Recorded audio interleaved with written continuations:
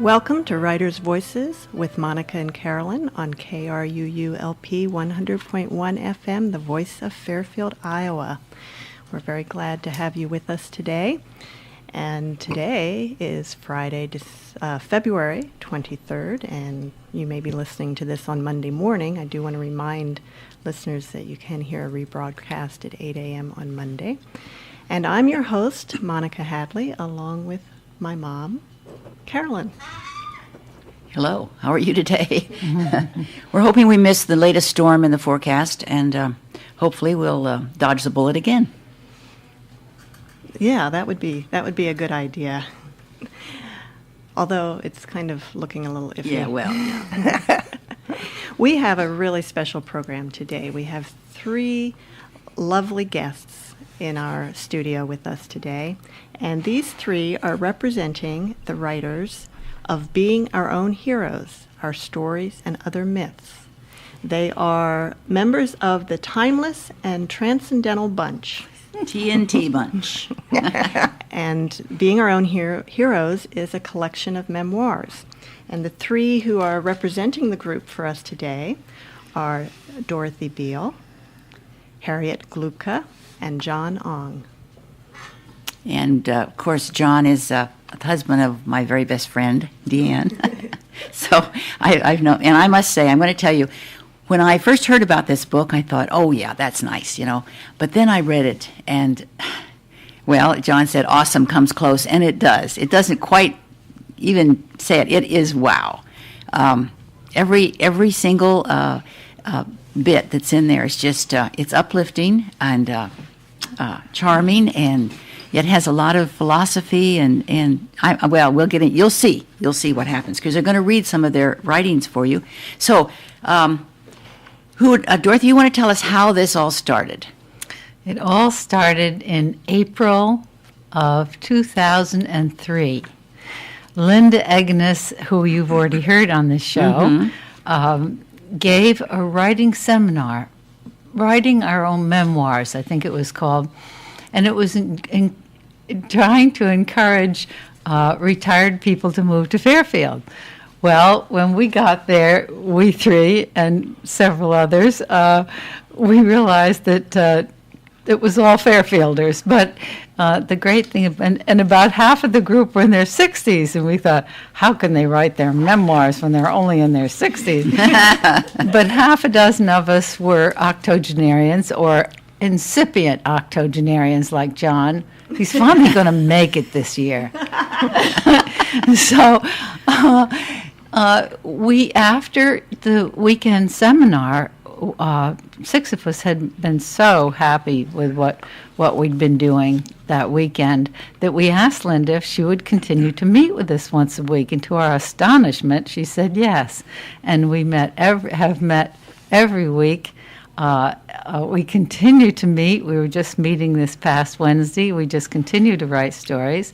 But what happened was that Linda said, these are great stories. You've got to make a book of them. And we thought, a book? Huh? Right, Us? right. You know? But she just took us step by step through it. We picked out our best stories. We took 3 months editing not only our own, but some of the other people on the cover of the book. And she just bird dogged it, I guess is what they say. She just stuck with it, got other people to help, but she did the major part of Well, that's the what book. it took, was getting And that's what it took. It's a major undertaking to get a book published, let's face it. Yes. Especially when you have all these contributors. So this group, is it still intact? Are there new members? I know one lady has passed on, but are there new members as well? Yes, we have added Kay Ferguson and Nancy Glasgow. Oh, okay. And some of the original people are still with it. And 2 of the ones who were in the original seminar got married and moved to Texas. I thought that was pretty dramatic. Well, golly, they left Iowa? I wonder why. So that's the story. Okay, so as you decided what to put in here, you had a lot of stories to choose from? Each one of you had several stories to choose from. Okay. So, John, what made you decide to do yours, the ones that you had? It was a difficult decision. It just seemed like there were so many things that were interesting for me. I didn't know how other people felt about them, but anyway, by consensus and discussion, back and forth, we narrowed down on the three that are in the book. Well, I enjoyed the one, The Turning Point. That was good yeah. because a lot of people have faced that particular demon, Yeah. cigarette smoking, Yeah. and decided to quit doing that. And so He's that going to was read good. that today, Carolyn. Oh, good. You talk about red letter days in your life. Well, the day I knew I'd quit smoking was definitely one of them. Okay. So how long had you smoked? I smoked for about 25 years. Oh, okay. So you had one of those little nicotine demons. You know, they have a commercial now that shows the nicotine demons in your blood. I guess it's true. There probably are in there. And then when you're supposed to chew this gum or whatever, it's supposed to stop it. But even so, that's an addiction that's hard. It's hard to quit. So I congratulate you on that. Okay, and Dorothy, which one are you going to read? Well, probably more than one, but which one do you think you're going to read? The lady that you spoke of, Fern, that passed on, we had a request to read her story about her experience with cancer. And we all agreed it was such a dramatic story. Oh, it is. And so unusual. Yes. That I think that John and Harriet will be reading first, and then I'll read Fern's story. Okay, and then I'd like to hear you read one of yours too. But the cancer story was such a different take on cancer that I never thought of. Now, what really interested me was the last lines of these stories, because some of them, oh gosh, I hope I can find that, where somebody is laying down in a field. Was it one of you? And they just they were so happy they just wanted to. That was me. That was you. Okay. My parents had been sending me to camp every year. I never wanted to go to camp, and finally they bought an old broken down farm so we kids could stop going to camp and get out of the city every summer. And when I went out and lay in the field, I just said, "Oh God, please don't let me ever leave." Well, why don't you read that piece, because that really was neat, I thought. Well, I think I've got to take a few minutes to find it. Why don't John and Harriet read their bios, which tell good idea. what they care most about? And Yes, so we can meet them, really. Yeah. Okay, John, you want to start? All right. This is entitled Meet John Ong. And I have several categories where I lived in reverse order, starting with Iowa, then Wisconsin, then California, Missouri, Utah, military service in the 46 to 48, and then overseas in northern Rhodesia, which is now Zambia, and then finally born in Spain. Oh, my goodness. My name, which is quite unusual, Ong, was originally Viking. It came out of eastern England, but in Chinese, the ideograph for Ong means respected old man. Well, I think that suits you very well, John. I really do. I don't know. Are you calling him old? No, not exactly, but respected. I like the respected part. And then I have a title called Dharma, which means that which upholds creation, what I like to do. I want to know everything, so I'm kind of a scientist, learner, a writer type. It's my nature to be that way. You were a math teacher at MUM, correct? Yeah, and I taught engineering math in Wisconsin also. Okay. And I have 4 daughters and 15 grandchildren. That's that's wonderful. the story of my life. Yep. Okay. But go ahead and say, being our own heroes. Go ahead and read that part. Okay, being our own heroes. Thoreau once said that everyone should be his own hero. That resonates with me and my experience as a memoir writer. I was able to recall my past through a mature, experienced, and enlightened eyes, and to recast my history in enhanced form. This is being a hero, as applied to memoirs writing, phrasing remembered events accumulated over a lifetime in a distinct idiom, and having them shaped through loving criticism by my mentor teacher and my fellow writers. Very good. Well, that's what this is. This is a event accumulated over a lifetime by these people and then presented to us in a way that strikes a chord. I know that we can't live in the past, but it doesn't hurt to visit there sometimes. That's my philosophy. That's a wonderful thing. Okay, so now, Harriet, I'd like to hear from you. You want to read your bio first, and then we'll... Well, you said we can't live in the past, but you know what I found? When I started writing about the past, I started remembering all kinds of things, and it made me feel like, they came to be in the present when I started remembering. You brought them into the present. Okay. Well, that was good. It stimulates the memory, and we start remembering things, and they come to the present for us, which was part of the fun part for me. Somebody asked me once what my earliest memory was, and I'm not sure what it was. You know, I had to stop and think, how old was I when I remembered that, and so forth. And because I'm not sure how old I was, that's the problem. Okay, so I understand that. So, well, this is, I just read this little bit then. So Harriet was born in 1918 and grew up on the Speltz family farm in southeastern Minnesota with her parents, 6 siblings, 2 dogs, 7 cats, 2 horses, 16 cows, and 1 bull. She and her husband Addison, after they were married, had 5 children. After being widowed at the age of 51, Harriet went back to school and earned a bachelor's degree in political science and a master's degree in educational psychology and counseling. At the age of 68, she became a teacher of the Transcendental Meditation technique. I forgot to put in there that I was a sorority house mother for 3 years. but that was an experience, wasn't After it? I was retired. So when I was about 70, I did that. I bet you could write some stories about that. Well, I could, actually. Yeah, I'll bet you could. Okay, so then you have a passion for learning, it sounds like. So go ahead and read that part. Oh, okay. Being in our memoir writing class gave me the motivation to start writing again. The group consciousness effect of a class is powerful, adding a dimension that is not present when writing solo. My memory is stimulated to bring forth specifics of events long since forgotten. That helps me to get a broader perspective on my life.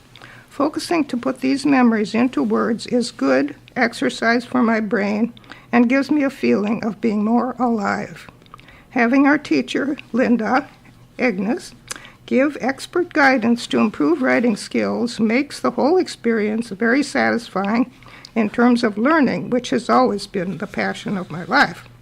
I look forward to the weekly meetings. It's amazing to see the power writing has, to see how writing helps group members get in touch with old feelings and to become softer, more open people.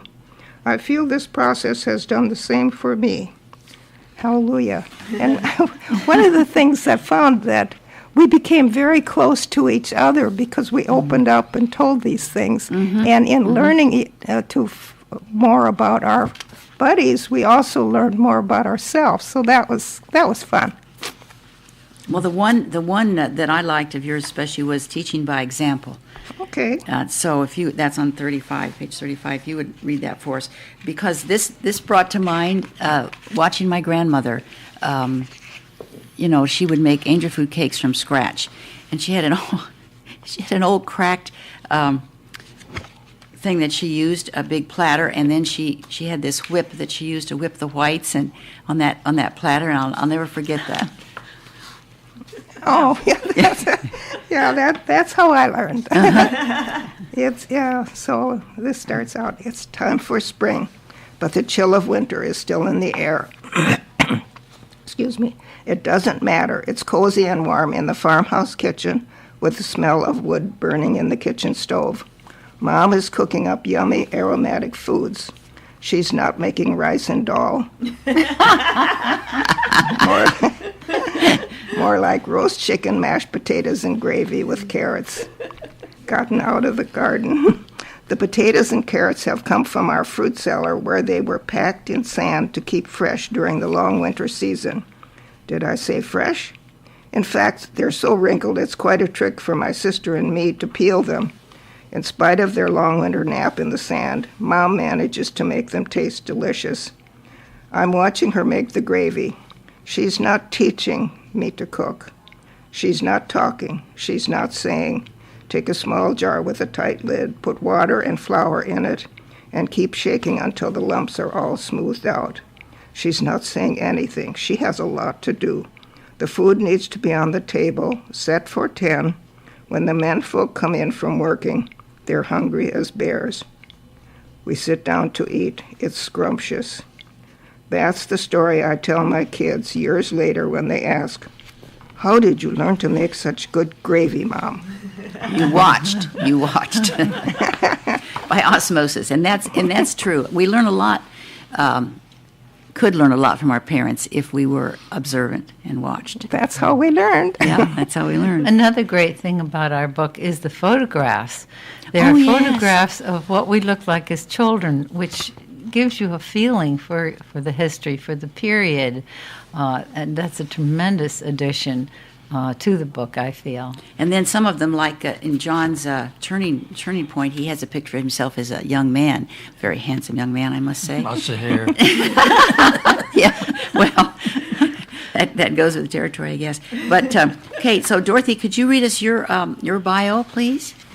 My bio. Oh, I'll Your try to bio is find on it. page I'd like, 127. while I'm, what page is it on? 127. While I'm finding my bio, I'd just like to mention that Carolyn was saying what a great photograph it was on the cover of the book, and it was extraordinary. My daughter-in-law, Lynn Molyneux, did it, and she took us down to the park and put us on a picnic table, but in order to get a really good sight of each face, it's just every photographer knows that's not the easiest thing in the world, and to get everybody to smile at the same time.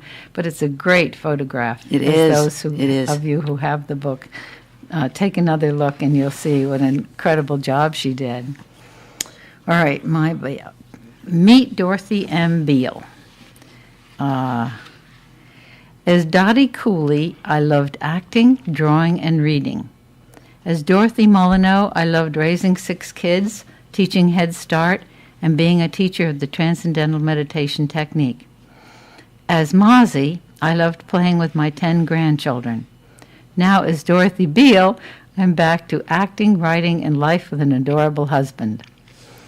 And my little writing piece is called Asking the Cosmic Questions. I love getting together with our writing group. It's just what Harriet just said. Something quite magical happens. Our writing seems to be much better.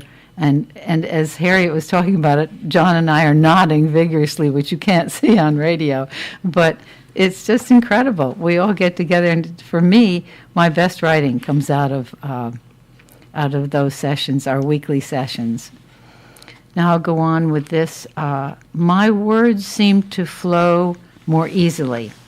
Being able to read to them, enjoying their praise, receiving their evaluations has helped enormously. Now I'm remembering who I was and realizing that I still am.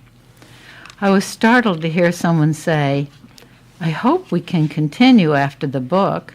Continue, but we have only begun. We must continue. To explore what we felt in our past is but a bare beginning. We have not yet asked ourselves the big questions. I don't know where all this came from, but when you write, you don't question.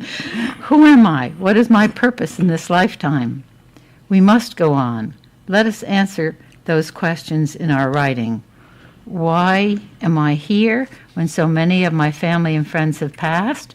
What do I love? What do I believe? Why do I believe it? Let us all be pioneers, not merely in being alive at 80, but in truly living at 80. That's wonderful. It really is. And I'd like you to read about your adorable husband on 79 as well. I assume that's who you're talking about. Bill, yes, Bill. 79, okay. Or this poem is entitled Laughin' Man. I'm going to get me a laughin' man, soon as I can, my laughin' man. A laughin' and a huggin' and a sweet old man, soon as I can, my laughin' man. It took him quite a while to manifest, but he finally did, and we got married in 2002. Congratulations. A little bit late, but that's wonderful. That is. A laughing man. That's a really good. Really good.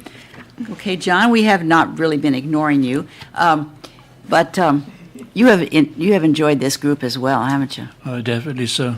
Yeah. One reason I'm one man surrounded by beauty. Right. Well, there is another gentleman on the cover, and there was also another gentleman in the book. Yeah, they both didn't continue. One moved to Texas, and the other has other things to do with his life. So Okay. So It just you're the last of I'm them. yeah.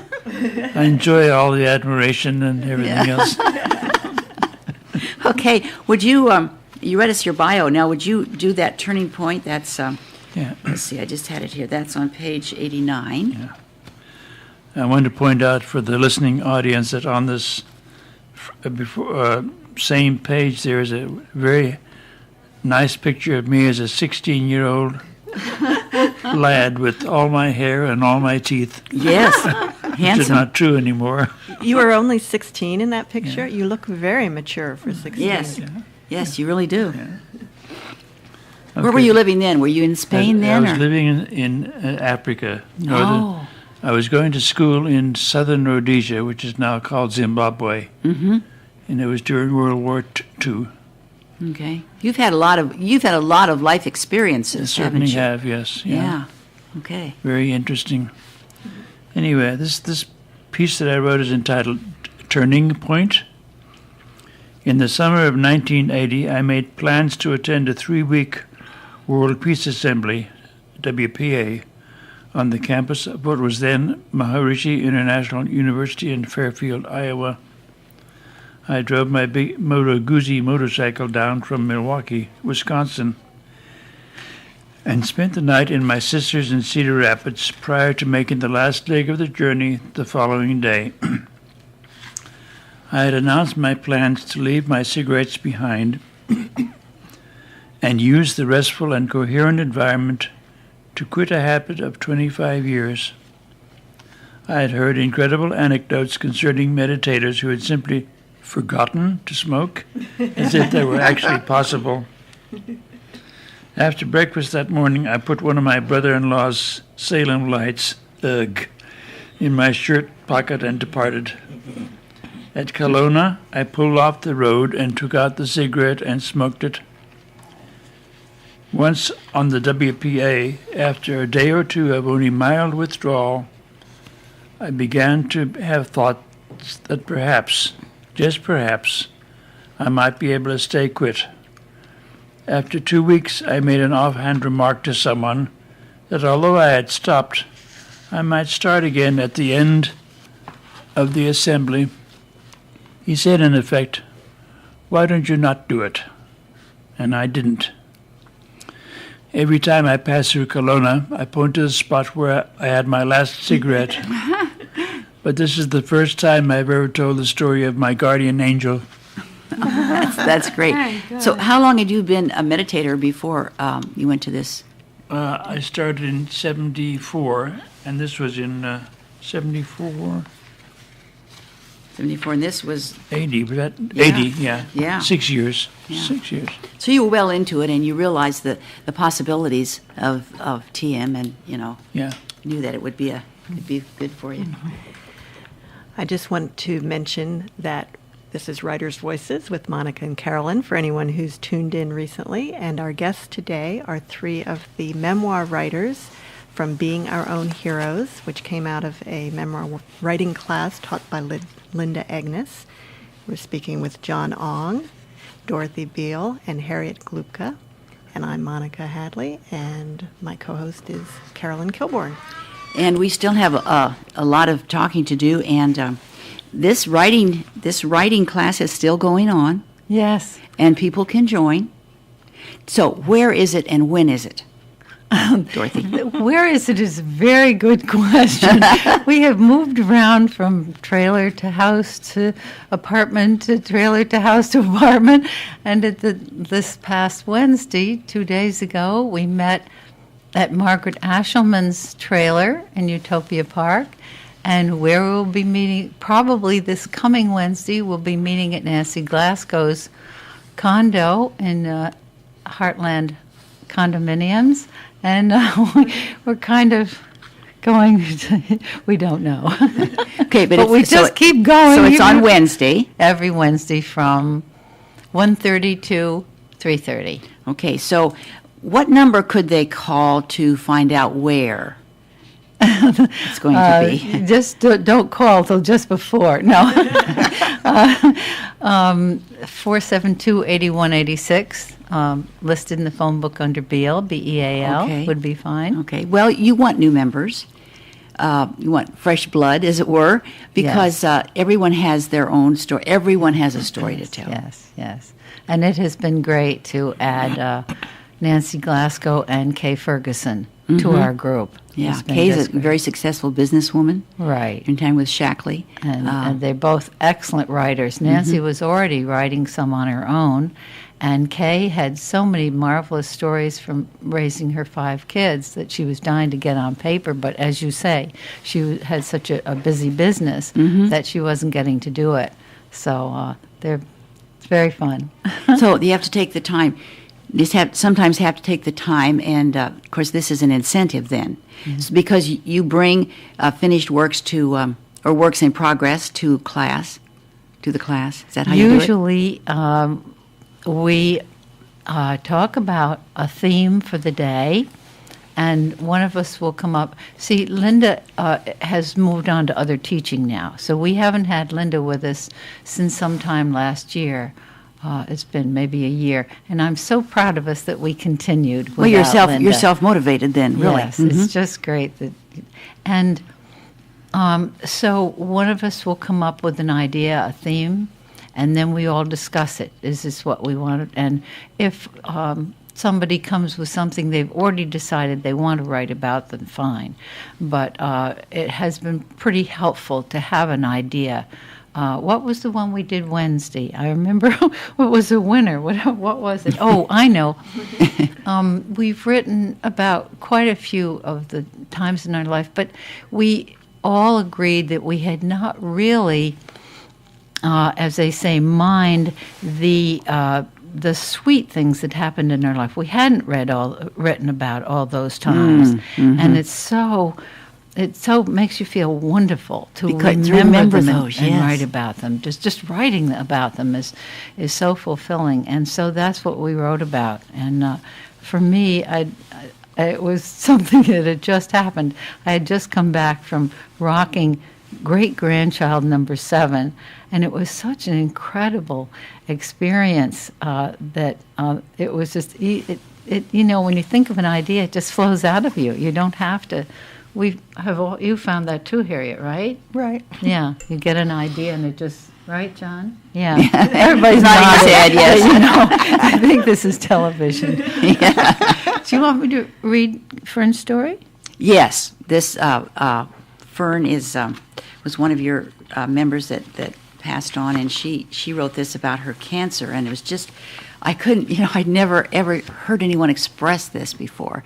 I'm sure that other people have experienced this too, but to be able to write it the way she did was just marvelous. Yeah, Fern was a beautiful writer. Carolyn was saying, where in the world did she get her middle name?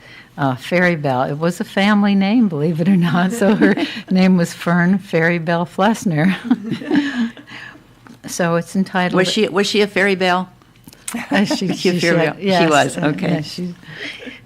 So it's entitled My Cancer. I sit and watch the snow and wonder, why did this wonderful experience happen to me?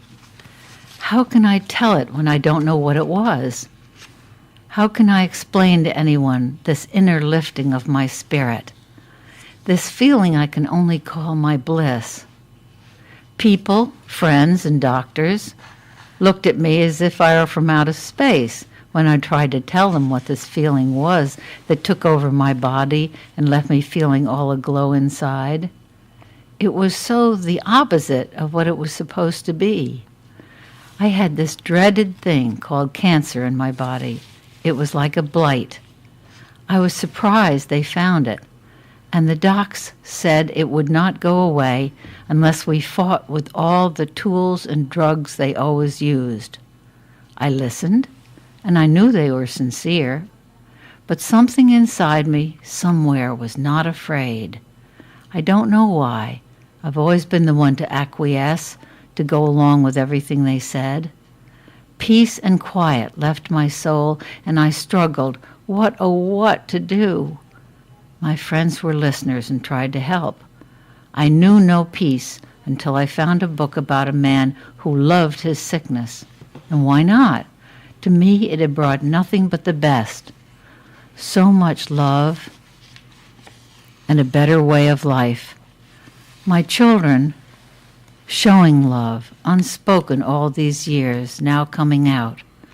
The little things, now shown in ways I never would have dreamed.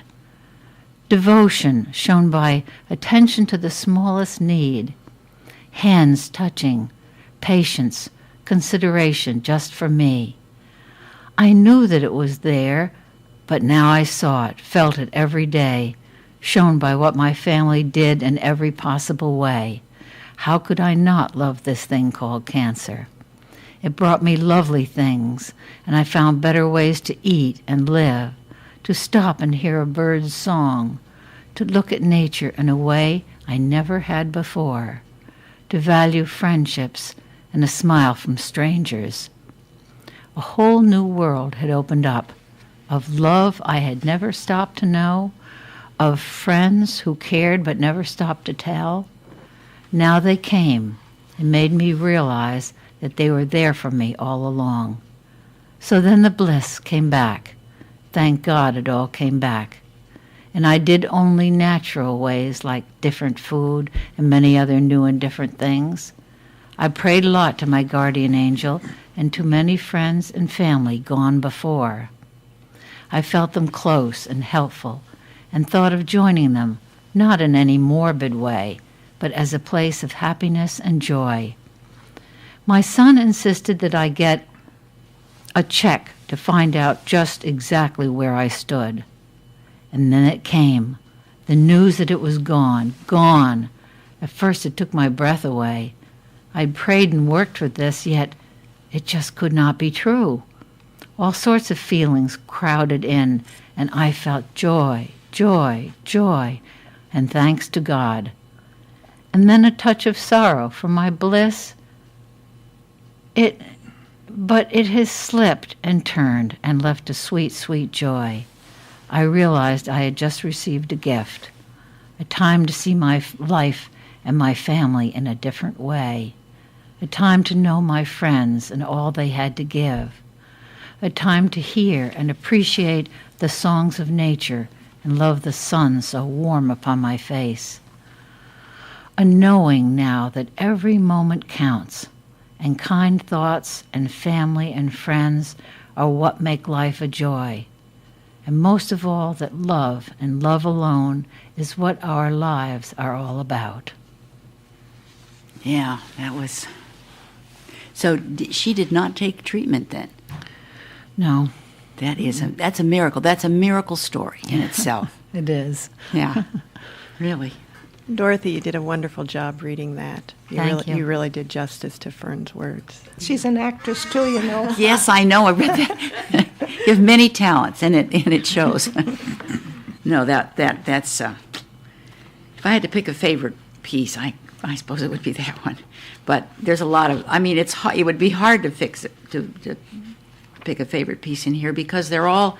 There's several different. Okay, there's several different parts to this. There's just kidding around, and some pieces. Then there's all in the family. Grown-ups, and it's spelled Groan, grown-ups. Run over by karma. And then the bios, meet the TNT bunch. How did you decide on that name, John? we kicked it around. It just kind of flowed from discussion, just kind of piggybacked one little thing on another. Mm-hmm. I don't remember who came up with it. Probably Dorothy. Dorothy, you did it. They always blame me for everything. That's right.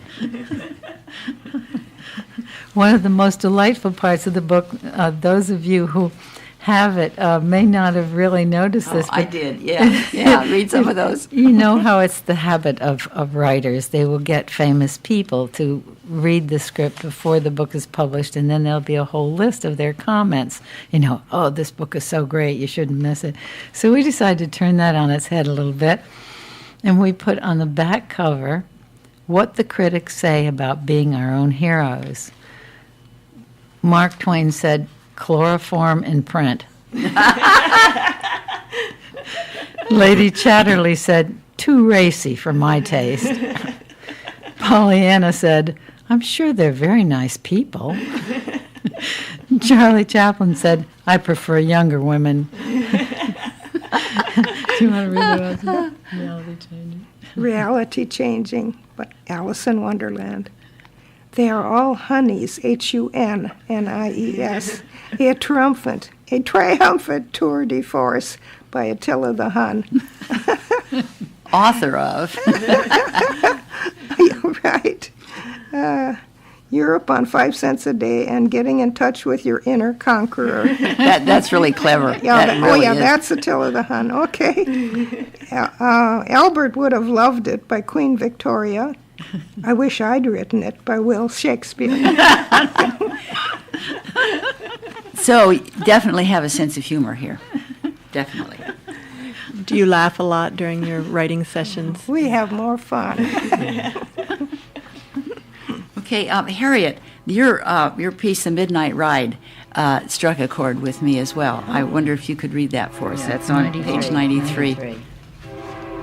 93? That's in the section Run Over by Karma. Oh, yeah, here it is. It's midnight. I'm cozy in my warm bed. Suddenly, the harsh ring of the telephone shatters the silence.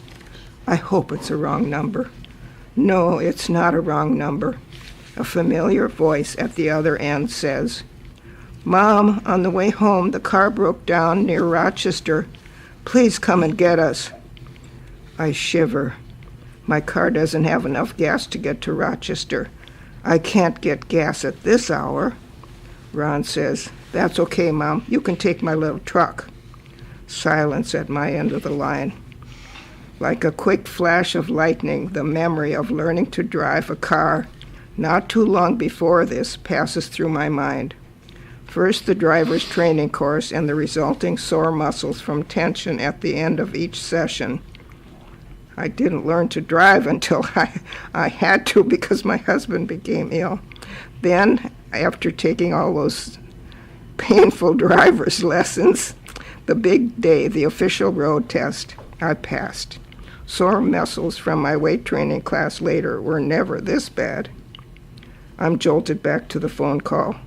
"Mom, are you there?" "I guess so." Long pause. "Ron, I don't know how to drive a truck." "You can do it, Mom. It's easy. The keys are on the dresser." Like that's going to make it easier. Right, yes. I seem to have no choice. After getting directions, finding the keys, and wondering if I'm crazy or what, I drive up the hill, maneuvering the dangerous curvy road which has seen many car accidents. There is a sudden drop-off on one side, a steep hill on the other side. It's pitch dark. Of course, no streetlights on this mountainous Minnesota road. I pray as I go. Suddenly, the truck lights go off, and I experience the blackest darkness I've ever seen through. I'm petrified, but something tells me that I can't just sit there frozen in the darkness. There might be a car coming from the opposite direction that won't see me in time to stop. I need to do something besides pray.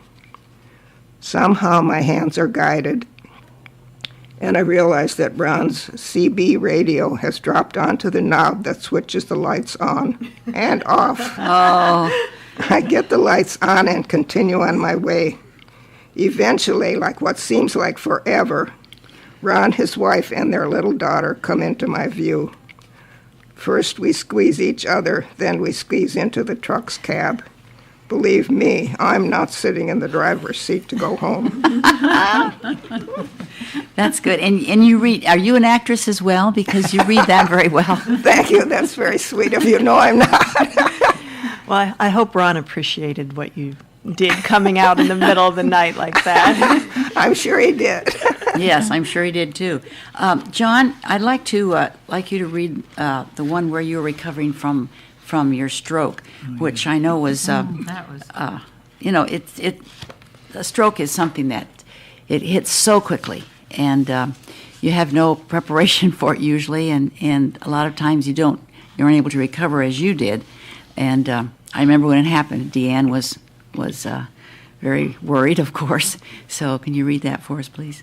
Before I read the story, I just want to give credit to Deanne, my wife, for being prompt to getting help from me, which is the secret for a good recovery. So Yes.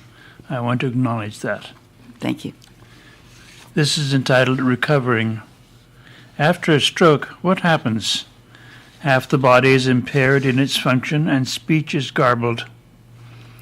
After the medical staff has done its prescribed procedures, monitoring vital signs and medicating and fluidizing the body, one waits for the healing to take over.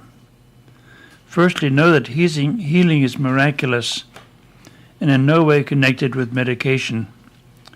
Physician, heal thyself? That's the only way he can do it. Well, not quite. It also takes prayer and positive thoughts. 4 people come by that Sunday, the day after my stroke, with affirmative ministry of prayer for healing. It is only later that you learn that others are pulling for you, both in and out of your presence. By the next day, the miracle begins. Strength and movement start to return to the body. Cramping starts, and I have to ask for the dreaded bedpan. More miraculousness. Everything down there works just fine. Karen, my occupational therapist, comes in on Tuesday, and we start developing my activities for daily living. All praise to on high. I can use the facilities. I can wash myself. I can brush my teeth. Life then becomes a succession of therapy sessions. Linda and her staff working on development of gross motor activities by way of physical therapy, also known as pain and torture. Denise develops fine motor activities via occupational therapy, and Sandy helps with speech and swallowing. Sandy sees snags with sibilant sounds. Another succession is that of well-doers, well-wishers, Harriet, Holly, Charles, my brother Richard and his friend Susan.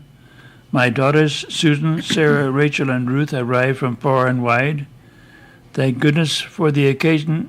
The occasion for their reunion is not more somber.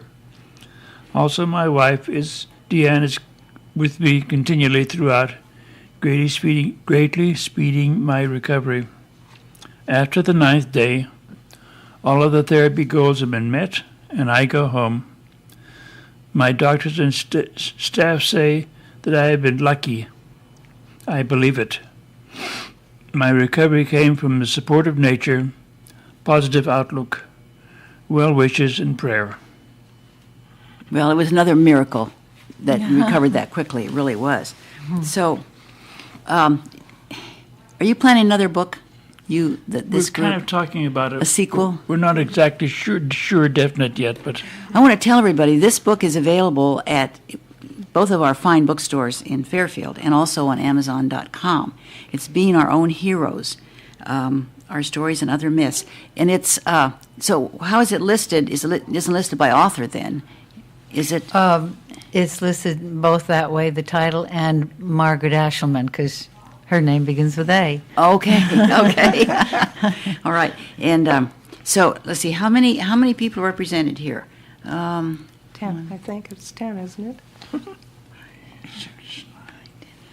Well, there's 11, I think, because the one gentleman who has moved. Yes, Paul Godsman moved to Texas. Yeah, he's still and here. He's on the picture.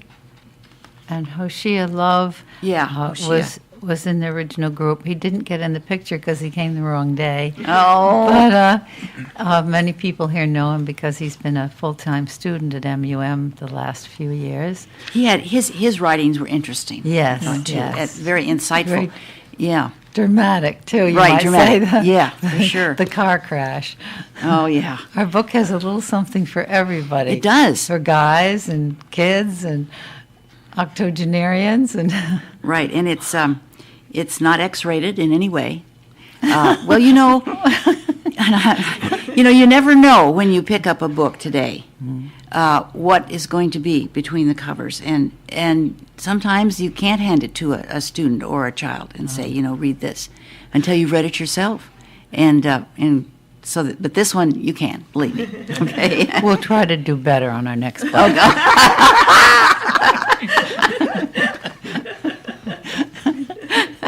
Very good. Do any of your writings reveal secrets that were difficult to tell? It's been very interesting about that. Yet the answer is yes, but sometimes when we're talking to each other, we'll tell each other things that we don't want revealed in our writing yet, or either not yet or maybe not ever.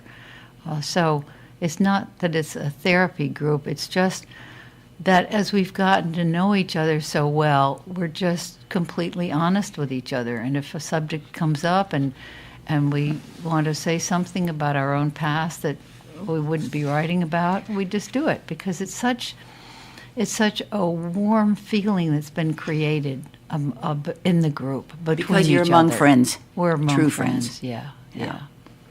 Okay, we're talking about remembering our past, and your piece, the dress-up trunk. Now, Monica can relate to this because we had a dress-up trunk, didn't we, Monica? Yes, we did.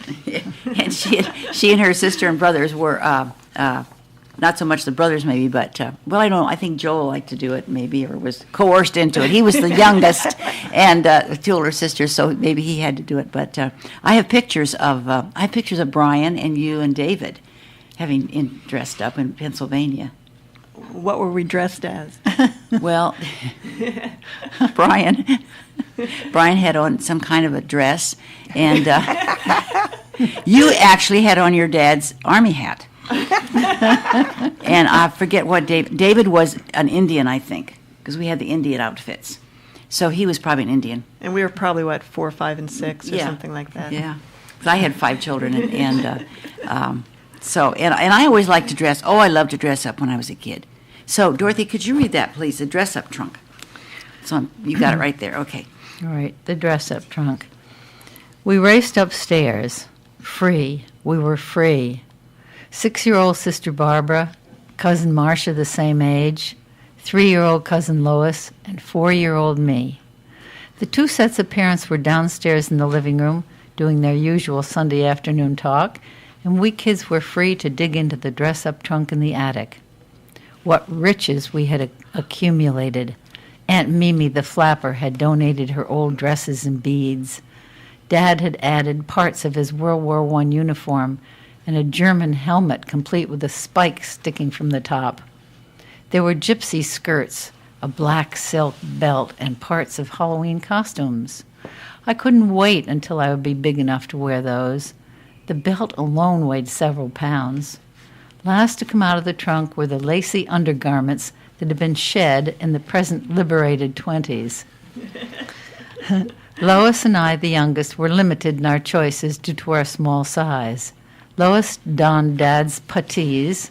You probably don't remember what puttees are, but they were leather things that went on your legs in the World War I uniforms. And with her Sunday dress, she was quite a picture.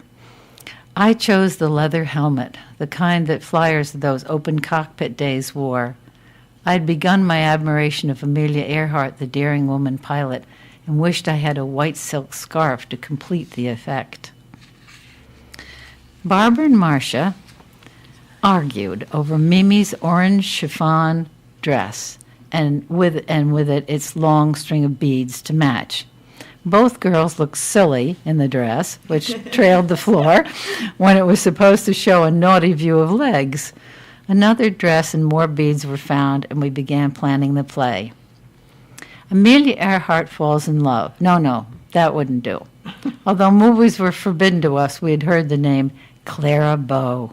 We decided Clara would fall in love with the German soldier. Barbara was Clara the first go-around, Lois the reluctant lover. Quote, "I won't wear that helmet," she said, and was overruled by superior 6-year-old forces. I clung to my Amelia Earhart image, so they wrote me in as the pilot who whisked them away. Marcia, Clara Bow's stand-in, allowed that the first Clara had to change roles after 10 minutes. We trooped down to the living room. The parents tried not to laugh. The play went on for about 5 minutes until the stand-in said loudly, "It's my turn." Confusion ensued. The parents, hoping to shorten the proceedings, agreed with the stand-in, and clothing was switched. The imaginary plane was off again with the loving couple, and the performance concluded. The parents applauded cautiously, since they had learned from experience that too much enthusiasm produced another play the same afternoon. That line. Thus, 4-year-old Amelia Earhart, also known as Dottie Cooley, began her lifelong love of acting. So there you got your start, right? Oh, there's so many good ones in here. And you're listening to, and we're almost done because we're almost at the 2 o'clock hour, but KRUU, 100.1 FM, the voice of Fairfield. And our guests today on Writers' Voices are from the Writing Memoir group, and their book, Being Our Own Heroes, Our Stories and Other Myths, is one. I recommend books to people that I think would like maybe a mystery or whatever, but I can truthfully say that I would recommend this to anyone. Mm-hmm. And it's available at our bookstores in Fairfield or also on Amazon.com. Our guests today, Harriet Lubka and Dorothy Beale and John Ong. And, of course, there are many more members in this group, but these were the ones that were able to come today. There's a nice piece about my first roundup, which, Harriet, I wish you would read because it kind of reminded me of your experience with the truck. Oh.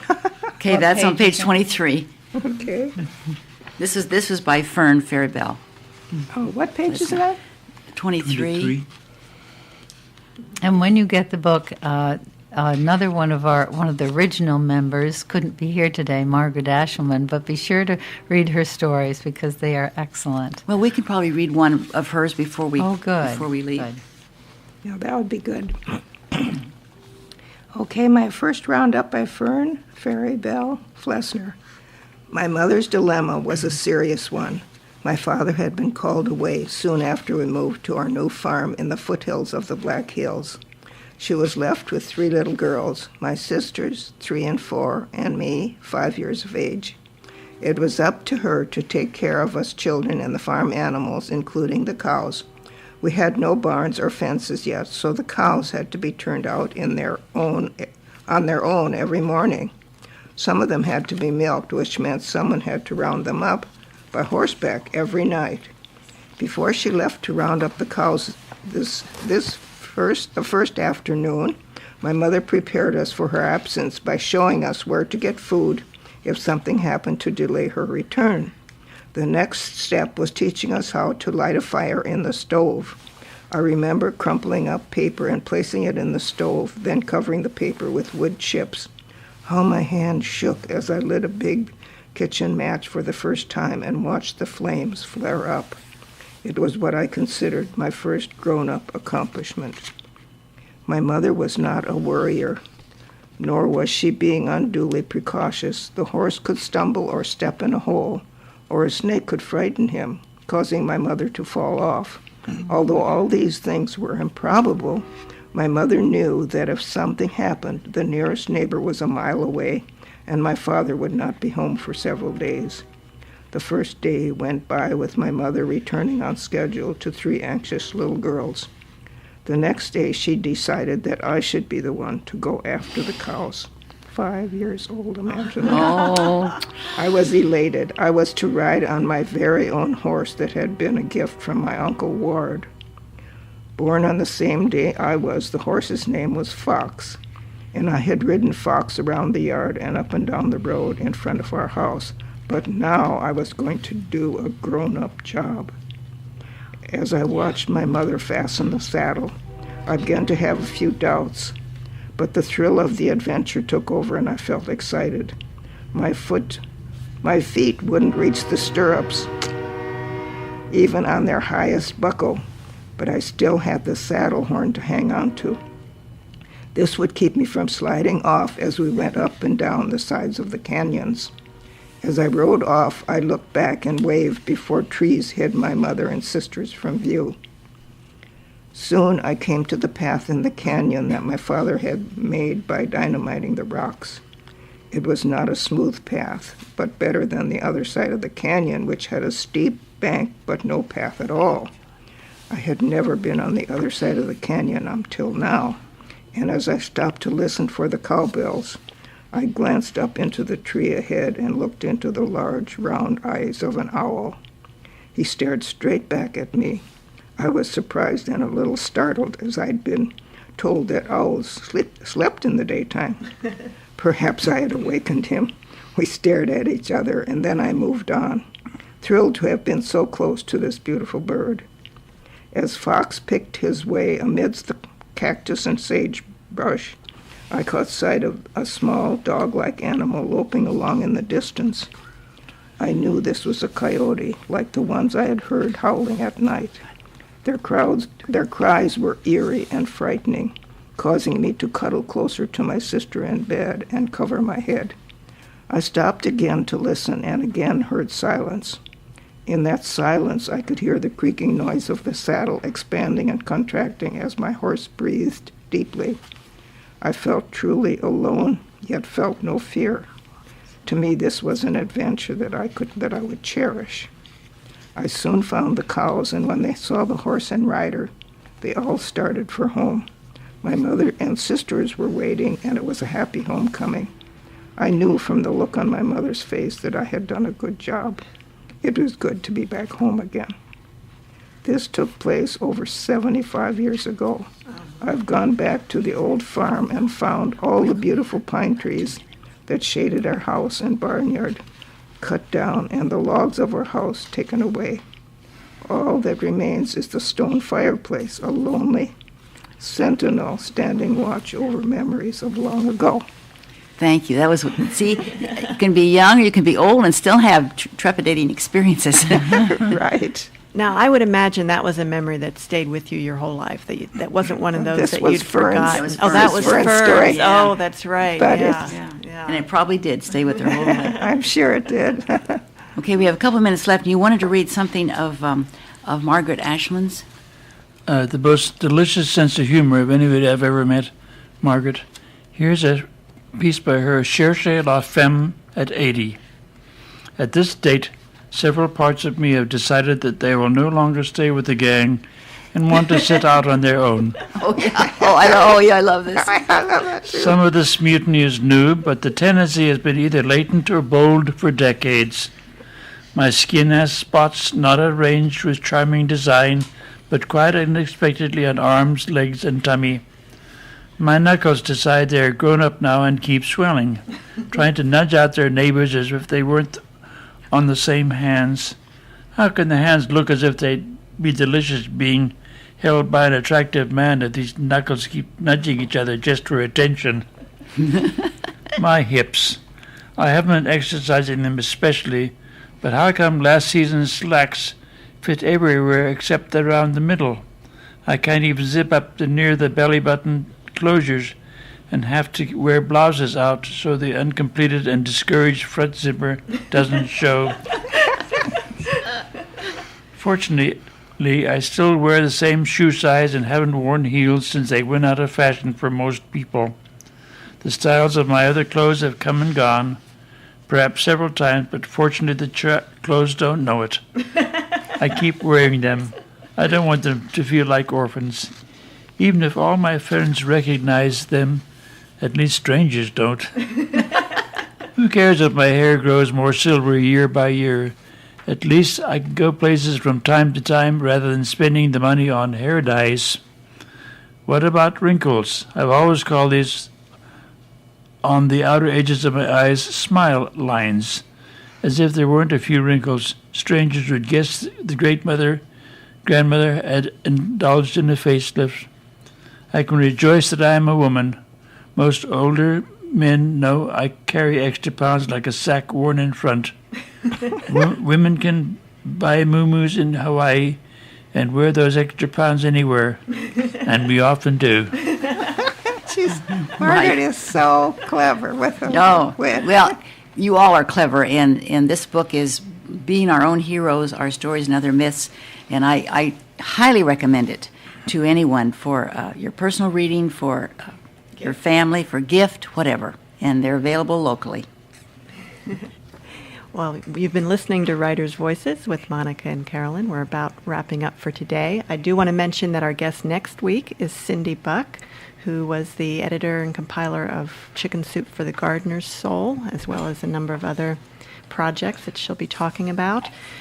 We also, I think the week after that, we'll be hearing some students from Richard and Corvia's creative writing class in the Van Buren School District on a project called Judging a Book by Its Cover. So we look forward to that. And as always, we will close with Carolyn's quote. This is from Arthur Rubinstein, who said, "I have found if you love life, life will love you back." All right. Thank you for coming. Thank you. Thank you. Thank you very much.